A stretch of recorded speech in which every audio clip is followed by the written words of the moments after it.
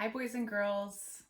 Today we are going to take a little bit deeper look into shapes.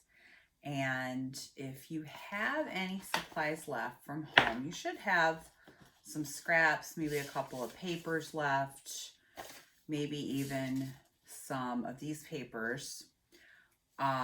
If you don't, you could use pretty much any scrap that you have at home. Could be part of a magazine or an advertisement from the mail.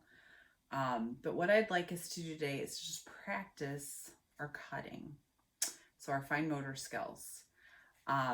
This I've started here. These are organic shapes. Organic shapes are shapes that you find in nature. So shapes like leaves and puddles and petals, shapes that you would find around you that are not perfect.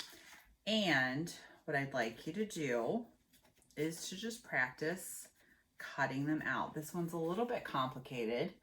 I could make that even more simple if I need to, but I would use my scissors and go ahead and cut out from the scraps.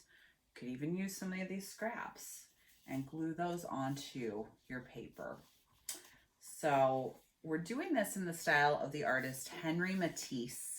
And Matisse was an artist who was a painter. And when he got older, he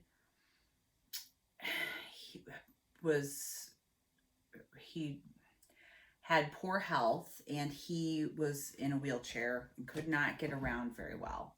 So he started to do things called painting with scissors, or painting with paper is what he called it. And he would cut out these organic shapes and just experiment with how the colors look next to each other, and work that way because he could hold the things in his hand rather than using his whole body and standing up. So have fun, just cut out some shapes and see what the colors and the shapes, if you can fill up a space, and have fun experimenting.